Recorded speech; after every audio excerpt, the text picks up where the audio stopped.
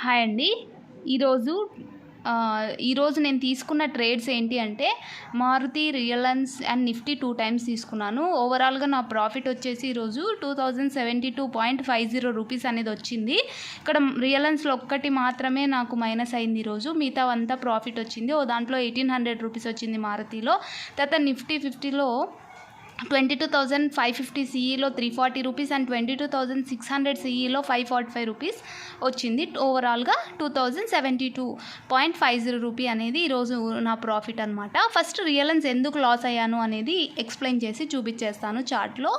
మనం రిలయన్స్ కనుక చూసుకున్నట్టయితే యాక్చువల్గా ఇక్కడ ఏం జరిగింది అని అంటే, మనము చూసుకున్నట్టయితే ఎప్పుడైతే R3 2000 ఇక్కడ R3 ఉంది కదా, 2956.12 అనే లెవెల్ ఉంది. అది R3 అనమాట. అంటే అది పివోట్ లైన్స్ కదా, నేను మామూలుగా యాడ్ చేసుకుంటూ ఉంటాను, మీరు రోజు కూడా చూస్తూ ఉంటాను. ఇక్కడ మనం అబ్జర్వ్ చేసి చూసినట్టయితే ఈరోజు CPR వచ్చేసి చాలా నేరోగా ఉంది. సో నేను ఈ స్టాక్ని అబ్జర్వ్ చేసి చూశాను మార్నింగ్.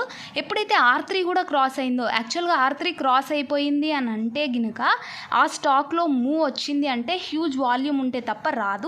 సో నేను R3 క్రాస్ అయిపోయాక నేను ఎంట్రీ అనేది తీసుకున్నాను. అప్ టు 270 వరకు, అంటే నా ప్రాఫిట్ 500 రూపీస్ ఉండింది. బట్ ఏమైందంటే సడన్గా ఇక్కడ చూసారు కదా, ఈ మూవ్ అంతా ఇక్కడే ఉండడం వల్ల కన్సాలిడేషన్ వచ్చింది. సో నేను ఎప్పుడైతే తిరిగి మళ్ళీ 29,956కి వచ్చింది కదా ఈ క్యాండిల్లో, అక్కడ నేను ఎగ్జిట్ అయిపోయాను. ఎందుకంటే ఒకవేళ ఇది బ్రేక్ అయింది అని అంటే ఇమీడియట్గా 2,937 వరకు వచ్చేస్తుంది ఈ లెవెల్ అనేది. అప్పుడు మన లాస్ ఇంకా ఎక్కువ అయిపోతుంది. ఈక్విటీ ఆప్షన్స్లో ఉన్న ఇది అదే అనమాట. ఏంటి అని అంటే, లాస్ అయిందంటే చాలా హ్యూజ్ లాస్ వస్తే ప్రాఫిట్ అసలు సూపర్గా వచ్చేస్తుంది అనమాట. అందుకే మనం జాగ్రత్తగా ఉండాలి. నేను 500 రూపీస్ వచ్చినప్పుడే ఎగ్జిట్ కాకపోవడం వల్ల ఆ లాస్ అనేది బుక్ చేసుకోవాల్సి వచ్చింది 600 రూపీస్. సో ఇమీడియట్గా నేను అదే టైంలో మారుతిని అబ్జర్వ్ చేశాను. మారుతిలో ఆల్ టైమ్ హై అయింది మారుతి అని కూడా నేను ఇంతకుముందు మీకు చెప్పాను. ఇంతకుముందు కూడా నేను దీంట్లో ట్రేడ్స్ తీసుకున్నాను. ఈరోజు మారుతిలో కూడా CPR చూసుకున్నట్టయితే మనకి నేరో CPR వచ్చింది.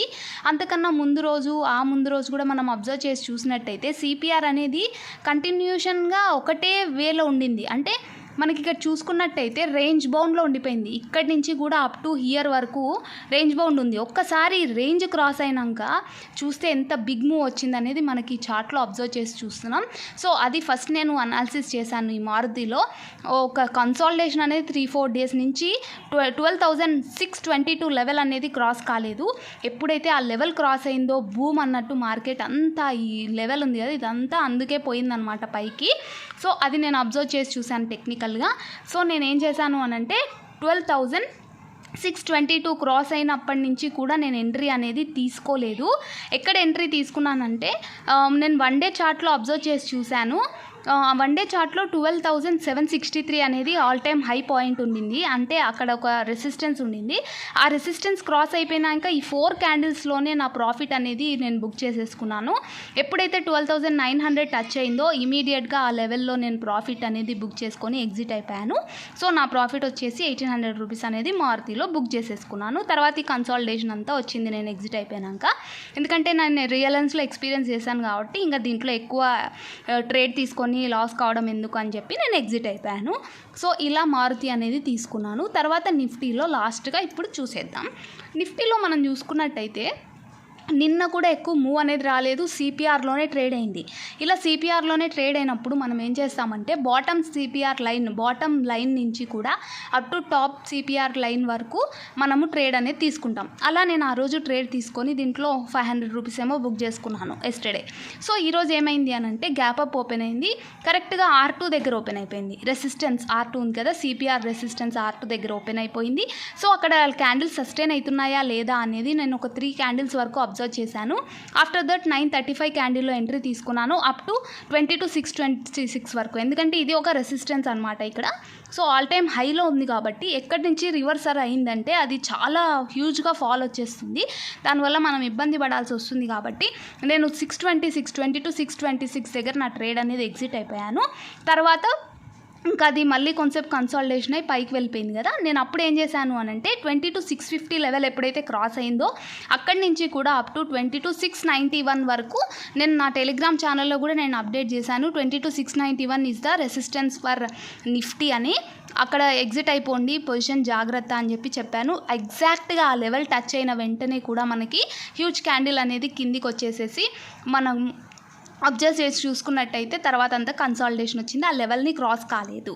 సో ఎవరైనా ఇంకా నా టెలిగ్రామ్ ఛానల్లో జాయిన్ కాకపోతే ఉమెన్ ట్రేడర్ 96 అని చెప్పి సెర్చ్ చేస్తే నా ఛానల్ కనిపిస్తుంది. నా ఛానల్ లోగోనే ఉంటుంది. ఎవరైనా కావాలంటే ఆ ఛానల్లో జాయిన్ అయిపోవచ్చు. సో అలా నా ట్రేడ్ అనేది సెకండ్ ట్రేడ్ అనేది తీసేసుకొని ఎగ్జిట్ అయిపోయాను. సో ఇలా నేను ఈరోజు తీసుకున్న ట్రేడ్స్ అన్నీ జరిగాయి. మీ ట్రేడ్స్ ఎలా ఉన్నాయనేది నాకు ఖచ్చితంగా కమెంట్ సెక్షన్లో తెలియజేయండి. If you like this video please like, share and subscribe to women trader. రేపు గినుక మనం చూసుకున్నట్టయితే 22,715 అనేది 22,721 అనేది ఈ రెసిస్టెన్స్ ఇంకొక రెసిస్టెన్స్ లెవెల్ అప్వర్డ్ మూమెంట్లో చూసుకుంటే ఒకవేళ అది క్రాస్ అయిపోయింది అంటే 22,851 అనేది ఇంకా నెక్స్ట్ లెవెల్ అనమాట. సో ఇది మన రెసిస్టెన్స్ రేపటికి నిఫ్టీకి. సో మీకు నచ్చినట్టయితే ఈ వీడియో అనేది please like, share and subscribe చేయండి. ఎవరైనా కొత్తగా చూస్తుంటే కూడా నా ఛానల్ని సబ్స్క్రైబ్ చేసుకోవడం మర్చిపోద్దండి. ఇలా ఈ రోజు అనేది ట్రేడ్స్ తీసుకోవడం జరిగింది. మీకు ఎంత ప్రాఫిట్ వచ్చింది అనేది కమెంట్స్లో తెలియజేయడం మాత్రం తప్పకుండా తెలియజేయండి, మర్చిపోద్దండి. Thank you so much for watching.